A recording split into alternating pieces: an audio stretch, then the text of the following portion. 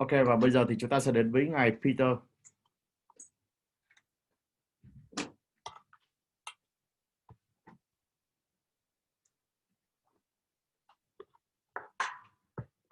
Chúng ta còn khoảng 49 giây nữa các chị.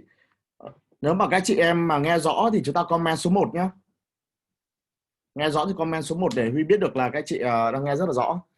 Và tối ngày hôm nay thì chúng ta sẽ gặp lại bạn Huyền Trang sẽ dịch ngữ cho tất cả anh chị em chúng ta.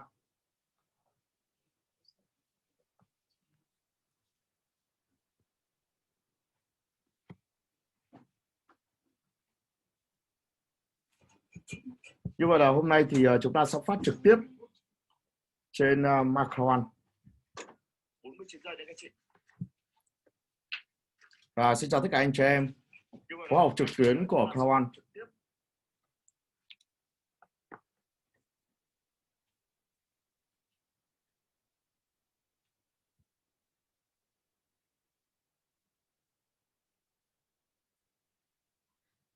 Tối ngày hôm qua thì chúng ta đã tham dự một cái sự kiện toàn cầu. Ok. Let's try this. Xin chào ngài Peter. Welcome everyone to this Sunday School webinar. Xin chào tất cả anh chị em đang tham dự khóa học cùng với webinar. Và bây giờ thì chúng ta hãy nhường người cho Huyền Trang. Ok. Một chào tay lớn các chị ạ. So I will welcome all of you. Chúng ta trở lại với cả ngài Peter. First time, we have these webinars every Sunday, and it's for your business. Vâng, và chúng ta sẽ có một cái buổi học vào tất cả các ngày chủ nhật hàng tuần. To get some ideas, to get motivated, inspiration. Và chúng ta sẽ có những ý tưởng thông qua các buổi học cũng như là động lực và những cái sáng kiến sau mỗi buổi học của chúng ta. Cho nên các bạn được đặc biệt hoan nghênh.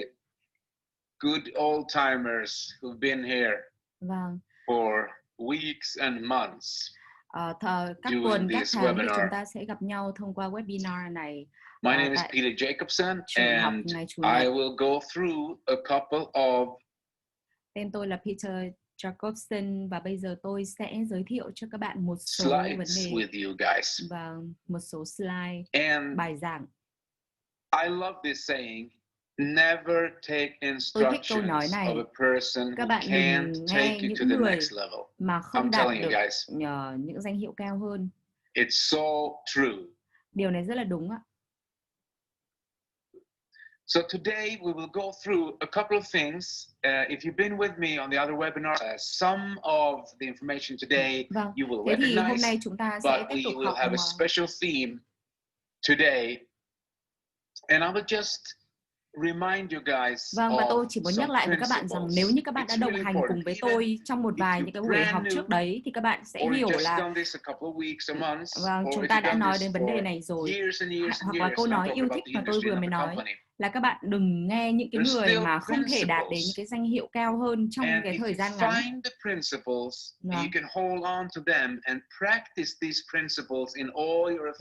Và luôn có những nguyên tắc cũng như là việc thực hành các nguyên tắc để các bạn có thể theo nó, cũng như là việc các bạn sẽ tiến lên các cái bậc thang cao hơn, các cái danh hiệu cao hơn. Vâng, bởi vì các nguyên tắc thì mang tính toàn cầu, nên khi chúng ta theo những nguyên tắc mang tính toàn cầu thì chúng ta chắc chắn sẽ thành công. Vâng. Mà luôn có những nhân tố lãnh đạo trong mỗi một con người. Vì thế cho nên tất cả những người mà tham gia vào CROWD1 thì xin chúc mừng tất cả các bạn, bởi đấy là một lựa chọn rất xứng đáng. Và khi các bạn tham gia vào hệ thống của chúng ta thì các bạn chính là những người lãnh đạo trong tương lai.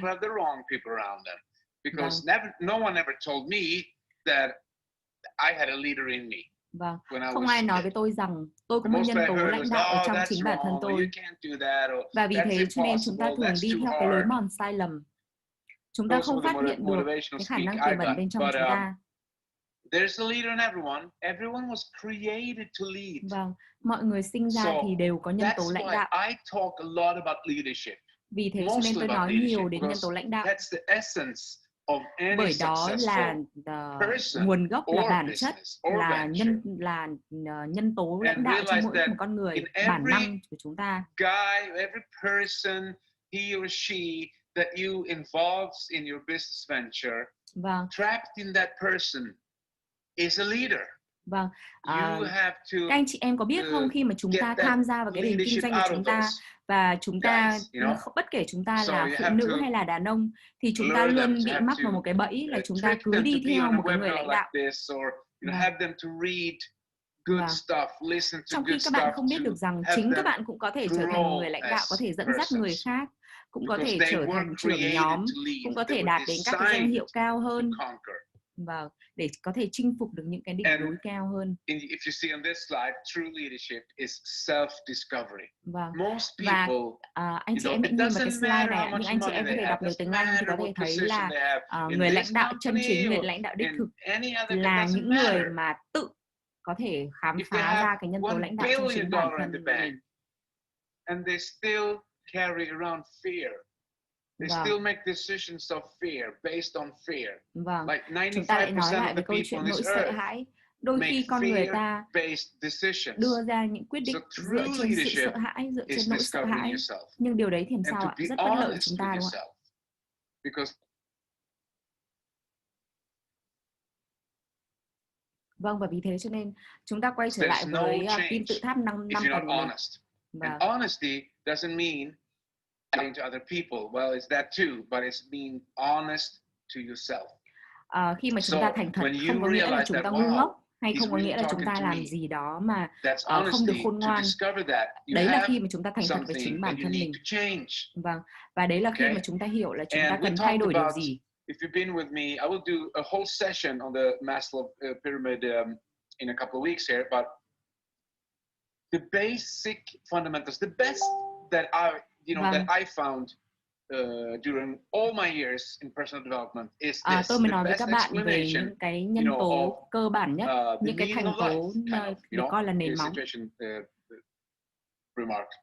The meaning of life. What's the như là ý nghĩa của purpose cuộc sống, of mục đích you của and cuộc me sống, hay là mục being đích here? mà các bạn hay là You know, tôi là I mean, gì? we're here. We have a body. We're here on planet Earth. We can't deny that. Khi mà chúng Okay? ta có cơ thể này, And chúng ta có doesn't kế matter hoạch what này, country chúng ta you're có in, tư duy suy nghĩ doesn't này. matter where you live. Doesn't matter who your parents are.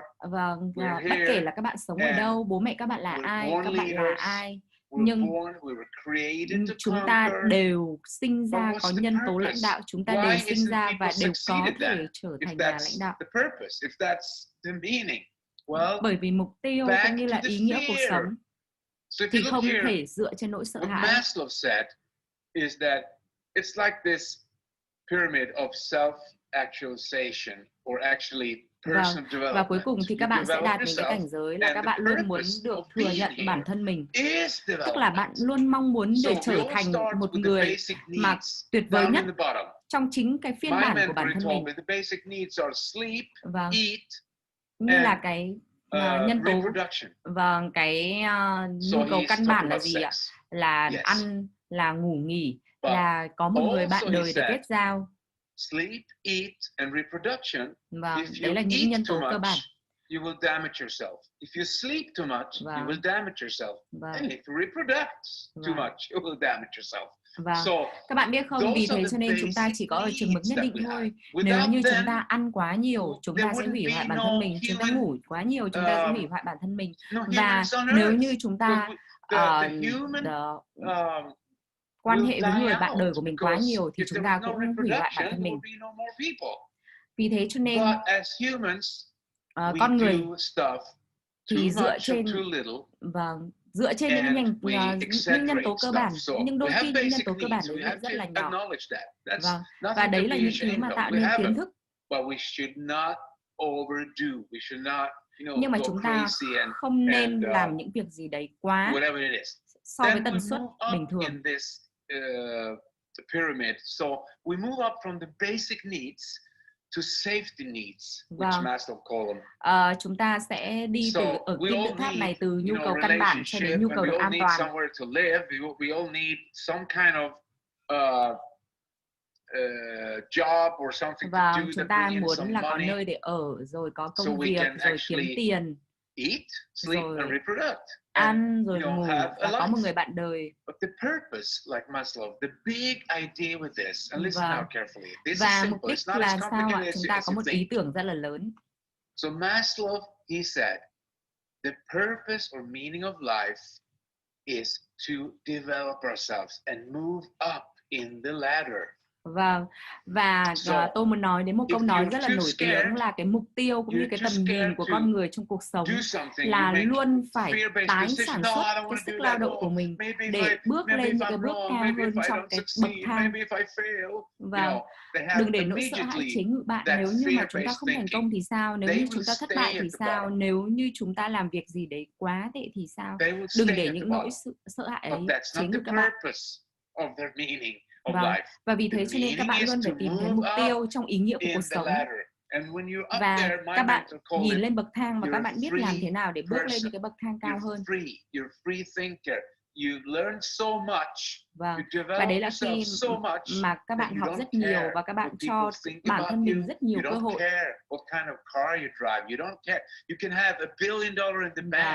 Và vì thế cho nên là các bạn sẽ có hàng tỷ đô la nếu như các bạn không quan tâm đến việc là những nỗi sợ hãi chế ngự các bạn như thế nào, những điều kinh khủng có thể bao vây các bạn ra làm sao.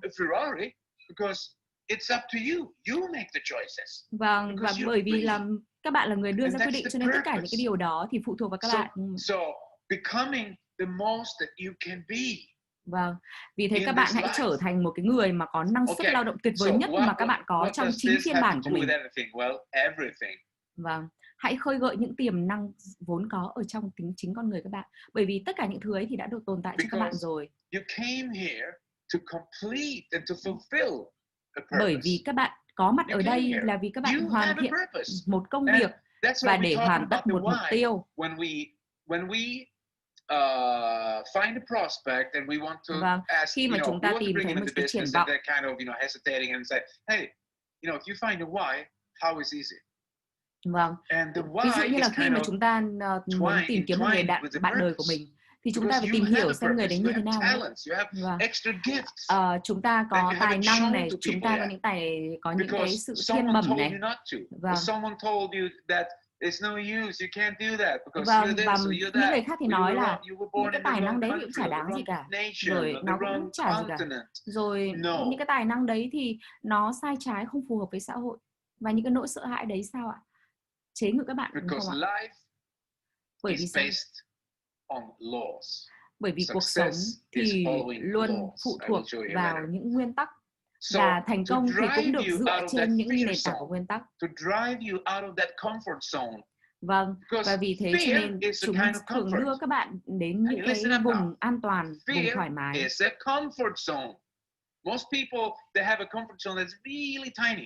Vâng. Bạn biết không, một số người thì có sống ở trong một cái môi trường rất là an toàn, sống ở trong một cái môi trường rất là yên bình. Vì thế cho nên khi mà có những biến cố hay là thử thách thì họ phải chui ra khỏi cái hộp của mình. Họ không còn an bình như thế nữa và họ bắt đầu sợ hãi. Vì thế những mục tiêu sẽ thúc đẩy các bạn bước ra khỏi cái vùng an toàn đấy để đối mặt với những khó khăn và thử thách. Vâng. Các bạn nhìn thấy cái phần đỏ trong kim tự tháp ạ.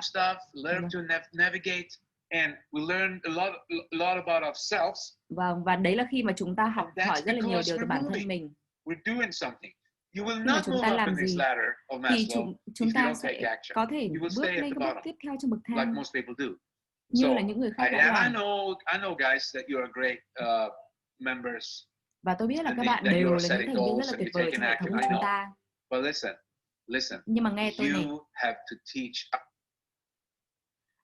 bạn luôn phải giáo dục bản thân mình cũng như giáo dục những người khác trong đội nhóm của mình. Vâng, và phải giáo dục những người khác trong đội nhóm của mình. So never forget it. Don't cheat on goal setting. Don't try to make it simple or take a shortcut. I don't have to write it down. Các bạn đừng cố gắng tạo nên những cái đường tắt hay là đừng cố gắng làm cho những người khác cảm thấy là các bạn đang lung lay hay là lo sợ điều gì. It's got to be an end date, and those goals will drive you. Bởi vì những mục tiêu thì sẽ đưa các bạn đến những cái phần rất là thú vị mà các bạn không thể nhìn thấy được. Có hai quyền năng trong cuộc sống. Thứ nhất là thời gian và thứ hai là sự thay đổi. Đấy là hai quyền năng sức mạnh. I don't like this training. What is this?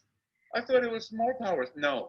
there's two powers in life, time and change. Vâng, hai quyền năng của cuộc sống là thời gian và sự thay đổi. Because there's one thing that's really certain in this universe, and that is có một điều rất chắc chắn trong thú vị này, đấy là sự thay đổi. Most people are afraid of. Đấy là điều mà hầu như tất cả mọi người đều lo sợ, đấy là sự thay đổi. Nhưng mà đây lại là cái sự mà xảy ra liên tục trong vũ trụ của chúng ta. Vâng, bởi vì thời gian thì rất là do dự.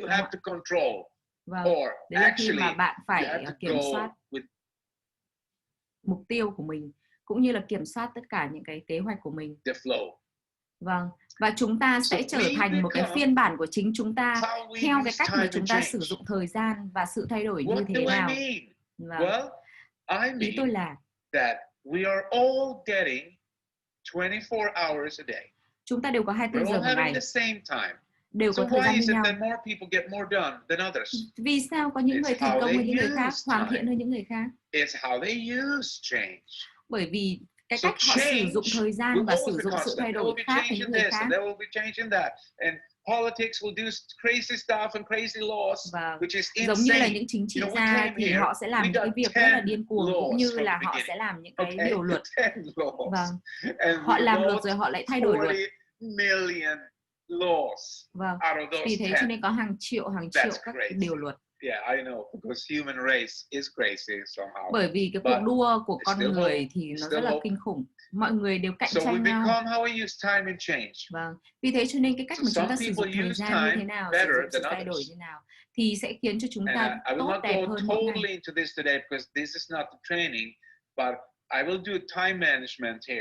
Vâng, tôi không có ý muốn nói với các bạn về cái việc là sử dụng quỹ thời gian như thế nào.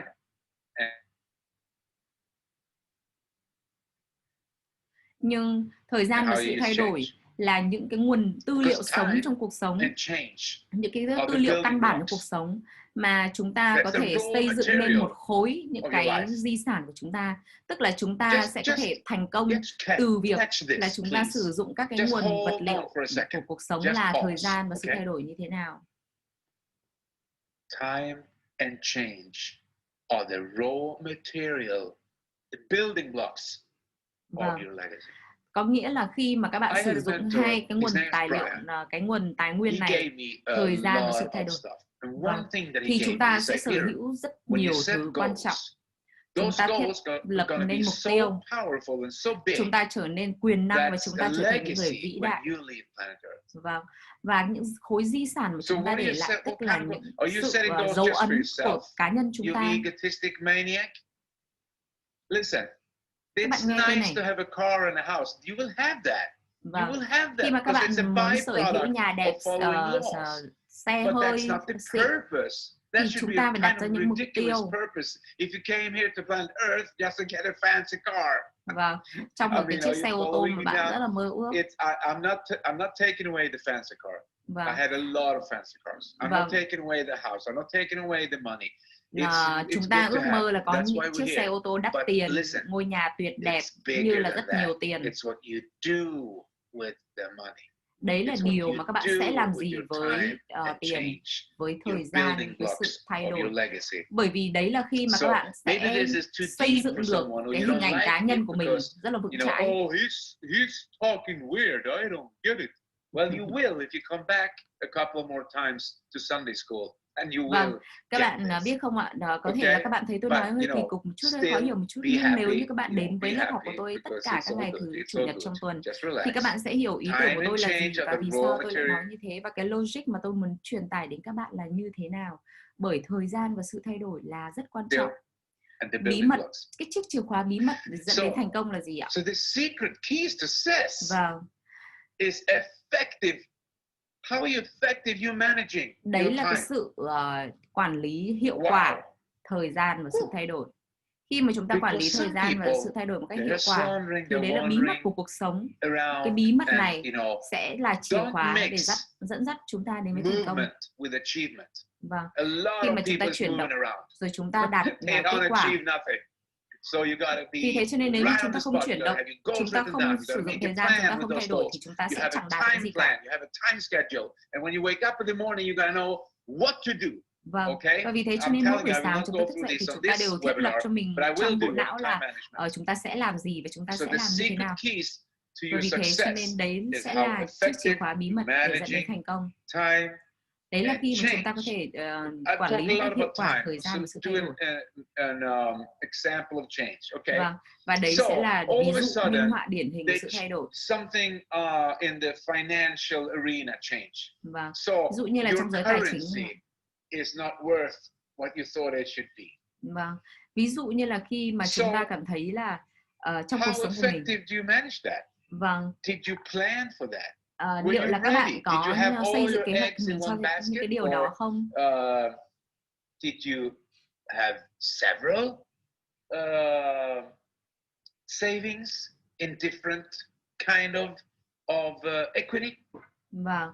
Liệu rằng các bạn sẽ có nhiều các cái dự trữ tài chính ở trong cái ví tiền của mình hay không? Trong cái tài khoản của mình hay không? Liệu là các bạn có xây dựng kế hoạch cho những thứ đó không? Có rất là nhiều ví dụ tôi muốn gửi đến các bạn. Vâng, về sự thay đổi. Hàng ngày, hàng tuần, hàng tháng và hàng năm là món quà được gửi đến các bạn để các bạn có thể hoàn thành được những công việc và những mục tiêu của mình. Vì thế cho nên chúng ta đấy là những món quà mà được gửi đến các bạn. Vì thế cho nên các bạn hãy tận dụng nó. I have no idea. You have to find out. You have to find out your purpose. Vâng. Và các bạn chính là người phải tìm ra cái mục tiêu của mình. The why is the driving force. Vâng. When you start finding out your why and you understand that, wow, vì thế cho nên các bạn luôn phải đặt câu hỏi vì sao. Khi nào các bạn ngừng đặt câu hỏi vì sao, đấy là khi các bạn không hoạt động nhiều nữa. Và khi đặt câu hỏi vì sao thì các bạn sẽ luôn tốt hơn. Whatever. But listen, when you have increase in your life, when you have an increase in financial Vâng, và khi mà chất lượng cuộc sống của bạn được nâng cao lên, rồi bạn thu nhập được nhiều hơn, vâng, rồi thời gian của các bạn cũng được rảnh rỗi hơn, rồi các bạn không phải di chuyển thì phải làm công việc của mình, các bạn chỉ việc ngồi một chỗ và làm việc. Vâng, và nguồn tiền cứ thế chảy vào túi của các bạn. Đấy là khi mà chúng ta tìm ra được chiếc chìa khóa bí mật. Vâng. Các bạn hiểu ý tưởng của tôi không ạ? Với ý tưởng về thời gian và sự thay đổi. Đấy là khi mà các bạn đã đạt được đến cái ngưỡng của sự thành công. Mỗi một người thì đều có 24 giờ một ngày. Tôi muốn gửi đến các bạn một ví dụ mà tôi rất là thích. Vâng.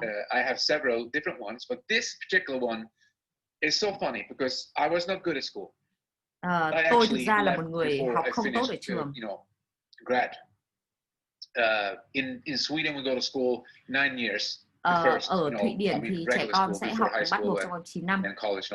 So we go 9 years to to school. Chúng ta sẽ học đại học. And in my 8th year, và trong 8 năm học của mình, I just came up with the idea that I need money.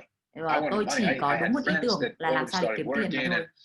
And so I told my teachers that vì thế cho nên tôi nói với giáo viên của tôi là tôi không muốn ở đây để học nữa mà tôi chỉ muốn đi làm để kiếm tiền thôi. Nhưng mà tôi chỉ muốn kiếm tiền mà thôi. Nhưng mà tôi lại học được một vài điều quan trọng và quý giá. Một vài điều rất là thú vị. So I didn't like school because I wasn't good at it, and I had a lot of people telling me, tôi không thích trường học bởi vì là tôi học rất là kém ở trường.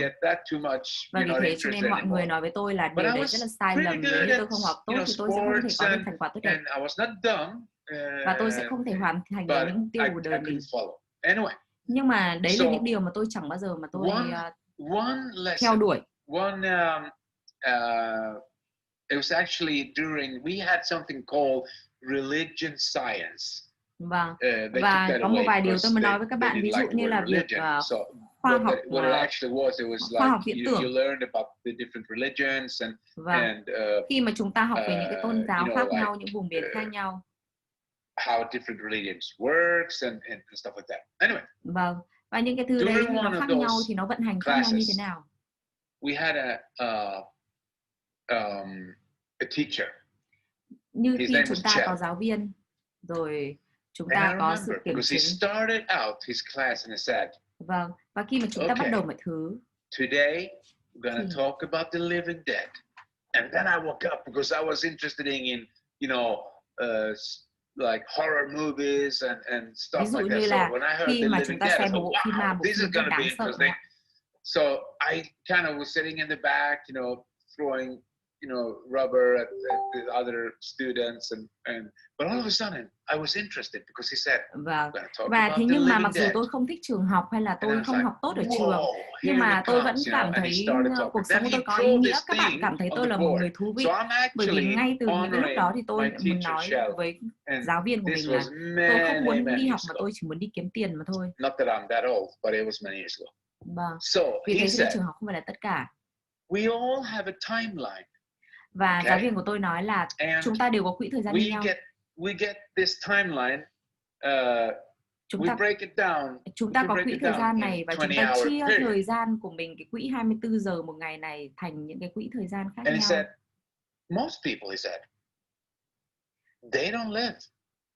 Và tôi nói rằng phần lớn mọi người thì làm sao ạ? Họ không sống một cách khoa học. And I was like, what do you mean? I was thinking to myself, what does it mean? He said, most people don't live. And I was like, what? Và tôi nói với giáo viên là phần lớn mọi người đều đang không sống.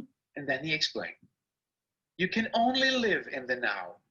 Vâng, chúng ta chỉ có thể sống một cách ý nghĩa theo cái cách mà chúng ta mong muốn. Now after me, 1, 2, 3. Các bạn hãy nói với tôi bây giờ. Bây giờ các bạn hãy nói với tôi từ now, từ bây giờ.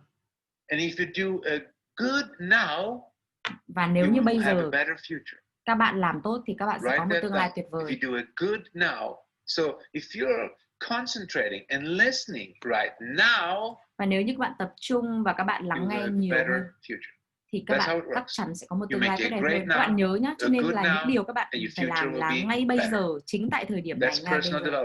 Các bạn phải hành động ngay. Then he said, so he continued, most people don't live. And I was going like, what? Vì thế cho nên đấy là lý do vì sao mà tôi nói là mọi người đều không sống. And most people live in the past. Vâng, và những lo lắng của ngày hôm qua so với hiện tại. So they go into yesterday's worries. Chúng ta sẽ xem là ngày hôm qua chúng ta lo lắng những điều gì. Nhưng mà ngày hôm nay là một hiện tại tuyệt vời hơn. In their now, which will create what? Worries in their now. When they were supposed to do stuff, creative stuff. Thế thì ngày hôm nay chúng ta sẽ làm gì? Chúng ta còn lo lắng không?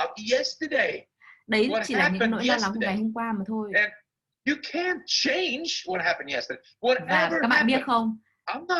Đó là những nỗi lo lắng của ngày hôm qua và chúng ta hoàn toàn có thể thay đổi nó cho hiện tại. Terrible stuff happened to some people. Vâng, bởi vì là có một vài điều khá là tồi tệ có thể xảy ra với một vài người. Thế nhưng họ biết cách làm thế nào để thay đổi những cái điều đấy để hiện tại tốt hơn. Ví dụ như là một số người có thể chia sẻ những cái kế hoạch và họ không quan tâm đến những điều xảy ra ngày hôm qua. Và họ vì thế cho nên họ luôn chuẩn bị cho mình những năng lượng để có được cho ngày hôm nay.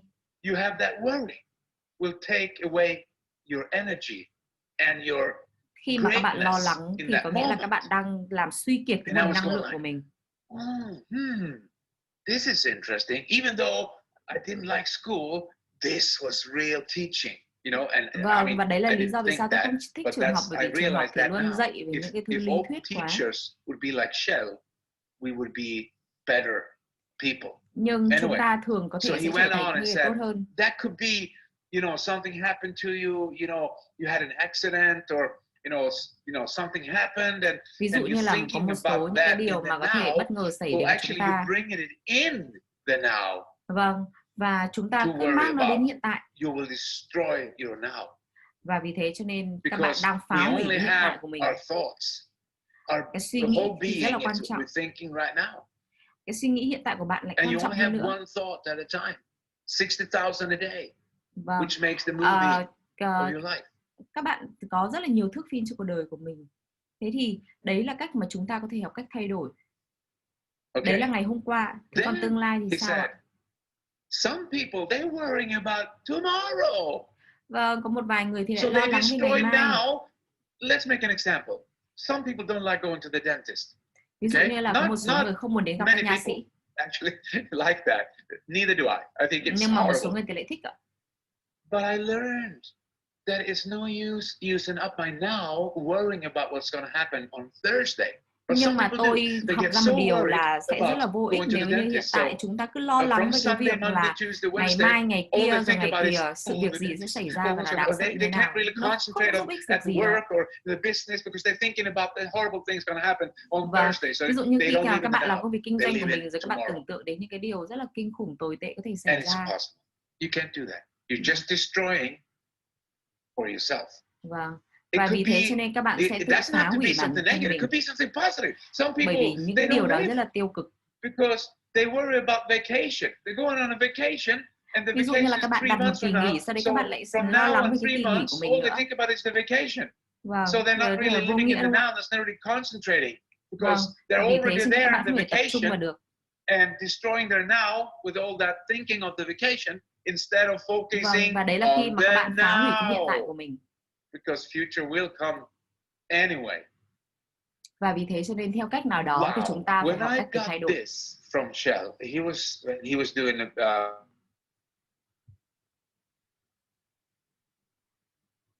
tôi muốn nói lại bí mật, chiếc chìa khóa bí mật để dẫn đến thành công chính là thời gian và sự thay đổi. But if you get it, if you get what Shell was teaching me back in those days and the other kids, but I was probably the only one that got it. I don't know. I haven't had anyone, in my class succeeded or that I met. Of course, I haven't studied. Và sẽ không phải là một điều ngạc nhiên nếu như mà tôi thấy có nhiều người thành công sau khi học lớp học của tôi. When I was starting doing personal development, và họ thậm chí có thể phát triển sự nghiệp cá nhân của họ rất là tốt. That's how it works. That's why we need to stay around positive, great people who are going somewhere. Đấy là lý do vì sao tôi phải luôn có thái độ rất là tích cực đối với những người xung quanh, và tôi luôn cảm thấy hạnh phúc vì có các bạn ở xung quanh tôi. Why Shell's stuff got stuck in my brain is because he was teaching principles. Và đôi khi chúng ta cảm thấy bị bế tắc ở trong não bộ của mình bởi vì chúng ta bị mắc kẹt ở trong các cái nguyên tắc. So many years later, it just popped up like that. Rất nhiều năm tới thì mọi thứ có thể xảy ra theo hướng đó. Và tôi sẽ làm việc với những cái công việc mà về trí não cũng như là về não bộ.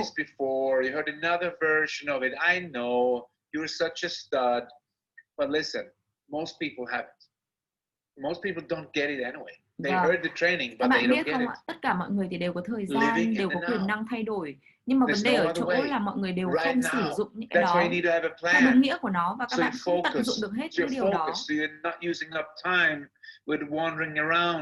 Ví dụ như là chúng ta không sử dụng đủ thời gian, hay chúng ta lo sợ cái việc thay đổi, chúng ta không dám thay đổi. Vì thế cho nên các bạn đừng quên cái việc chiếc chìa khóa bí mật của thành công chính là việc mà chúng ta quản lý một cách hiệu quả thời gian và sự thay đổi. Vì thế cho nên có một vài những cái nguyên tắc cơ bản để chúng ta có thể điều chỉnh thời gian. Đấy chính là việc lên kế hoạch. Vâng. Chỉ khi mà chúng ta lên kế hoạch thì chúng ta có thể quản lý thời gian một cách hiệu quả. Và đây chính là chiếc chìa khóa căn bản, nguyên tắc căn bản của chúng ta. Và vì thế cho nên là chúng ta có thể biết được là ngày mai chúng ta làm gì, như thế nào, và chúng ta làm sao để cải thiện ngày mai tốt hơn. Các bạn phải đặt kế hoạch cho ngày mai, đặt kế hoạch cho tuần này, đặt kế hoạch cho tháng này và đặt kế hoạch trong năm này. Cái việc đặt kế hoạch nó xảy ra một cách thường xuyên, không phải là bạn chỉ đặt kế hoạch trong vòng ngắn hạn. Vì thế cho nên có những cái điều gì mà kéo con người ta lại, làm cho con người ta chùn bước, làm cho người ta không dám bước tiếp. Và đấy là khi sự sợ hãi thì luôn lôi kéo người ta lại, làm cản bước người ta. Và làm thế nào để chúng ta có thể chữa được nỗi sợ hãi? Chúng ta chỉ có thể chế áp được nỗi sợ hãi khi chúng ta xây dựng kế hoạch và hành động. Thế thì mục tiêu sẽ lôi các bạn ra khỏi cái vùng yên bình, cái vùng an toàn, cái vùng tĩnh, cái vùng mà các bạn chẳng làm gì cả. và khiến cho các bạn cam kết nhiều hơn, hành động nhiều hơn, thực hiện nhiều hơn. Vì thế nên mục tiêu rất muốn trọng, vì mục tiêu có thể hướng các bạn làm những công việc tích cực mà các bạn muốn.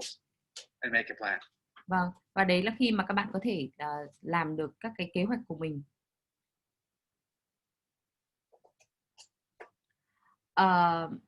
Các bạn luôn phải giới thiệu với đội nhóm của mình về cái sự kiện truyền hình trực tiếp của CROWD1 sẽ diễn ra một cách thường kỳ. This should have been right before another event.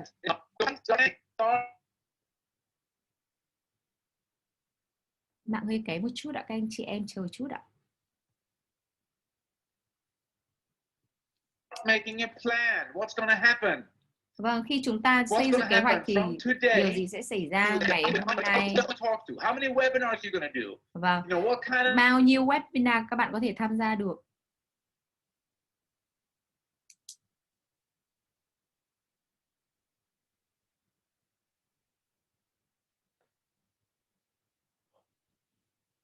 Action you're going to take? What are you going to listen to in the các bạn morning sẽ or read when lắng you nghe go điều to bed? gì, các bạn sẽ học hỏi được điều gì, các bạn có thể thu lượm được kiến thức gì, và điều gì sẽ tạo cảm hứng cho các bạn. Bao nhiêu người sẽ tham gia vào cái buổi học ngày Chủ nhật của chúng ta?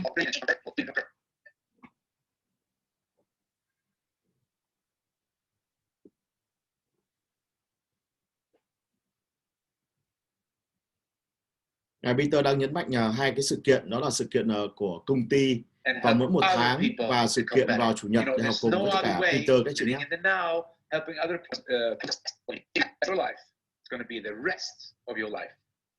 Đây là một số những hình ảnh mà công ty ngài Peter muốn chia sẻ cho tất cả anh chị em. Các bạn biết không ạ, khi mà chúng ta có thể đạt được những cái điều mà Peter vừa nói thì chúng ta có thể đi bước được những cái bước tiến rất là xa và rất là dài. Don't be like everyone else, then you will get everyone else's payment and you don't want that. Okay guys, have a wonderful week. Vâng. You're awesome.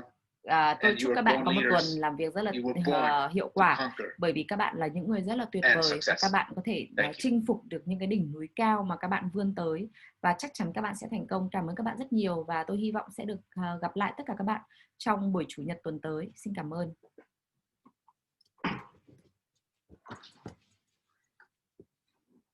Ok, như vậy là chúng ta vừa học xong cái khóa học ngày Chủ nhật cùng với ngài Peter. Và ngày hôm qua thì chúng ta đã tham dự một cái sự kiện toàn cầu và công ty đã công bố những sản phẩm và chương trình ra mắt của mạng Twitter và game trên điện thoại. Và đặc biệt là cái chương trình Chủ nhật các anh chị nhé. Chúng ta làm thế nào để cho tất cả hệ thống của chúng ta tham gia vào các cái chương trình đào tạo của ngài Peter vào lúc 19 giờ ngày Chủ nhật. Và tất cả anh chị em muốn học lại hoặc là các chị muốn theo dõi thì các chị có thể vào kênh truyền thông CROWD1. Thì chúng tôi có ghi lại và chúng tôi có phát ở trên YouTube để giúp cho tất cả anh chị em chúng ta có thể ôn bài, và chúng ta có thể đưa rất nhiều anh chị em trong cộng đồng, trong hệ thống của chúng ta tham gia học trực tuyến cùng với ngài Peter vào Chủ nhật. Và tối hôm nay lúc 22 giờ Minh Vũ có livestream. Chính vì vậy thì các anh chị em có những cái câu hỏi, có những cái điều thắc mắc, hoặc các anh chị muốn đặt ra những cái câu hỏi nhiều hơn để hiểu biết về CROWD1 nhiều hơn, thì chúng ta hãy tập trung vào buổi tối nay lúc 22 giờ và chúng ta sẽ xem livestream trực tiếp của Minh Vũ. Và chúng ta biết là gì ạ? Với những cái kiến thức và những cái kinh nghiệm mà Minh Vũ đã phát triển và đã giúp cho rất nhiều anh chị em ở Việt Nam đã thành công, và đặc biệt là Minh Vũ bây giờ đang ở trong top 3 toàn cầu các chị nhé, ở cái vị trí đó là President toàn cầu. Và tối hôm nay thì chúng ta sẽ gặp lại Minh Vũ. Cảm ơn tất cả anh chị em chúng ta đã tham gia khóa học cùng với ngài Peter trong buổi tối hôm nay. Một lần nữa thì thay mặt cho CROWD1 hệ thống từ Minh Vũ trở xuống, cảm ơn Huyền Trang đã dịch ngữ và đã chuyển ngữ để giúp cho tất cả anh chị em chúng ta có những buổi học rất là tuyệt vời. Và hẹn gặp lại tất cả anh chị em vào Chủ nhật tuần tới. Và đặc biệt không quên hãy cảm ơn tất cả anh chị em và cảm ơn chúng ta đã may mắn khi chúng ta biết đến cơ hội CROWD1. Vậy thì để chúng ta có được sự thành công thì ngài Peter đã nhấn mạnh chúng ta rằng việc đầu tiên là chúng ta cần phải có một cái mục tiêu rõ ràng Hai nữa là chúng ta cần phải lên kế hoạch chi tiết để chúng ta thực hiện được và chúng ta đạt được tự do cùng với CROWD1. Và đặc biệt hơn đó là gì ạ? Mỗi chúng ta đều có 24 giờ, chúng ta không có ngoài 24 giờ. Chính vậy, để làm thế nào chúng ta có được cái thời gian tốt nhất trong một ngày thì chúng ta cần phải chi tiết hơn nữa. Đó là gì ạ? Về kế hoạch để làm thế nào để chúng ta chinh phục được cái nấc thang, chinh phục được cái danh hiệu và chinh phục được cái bể tài chính của chúng ta. Cảm ơn tất cả anh chị em.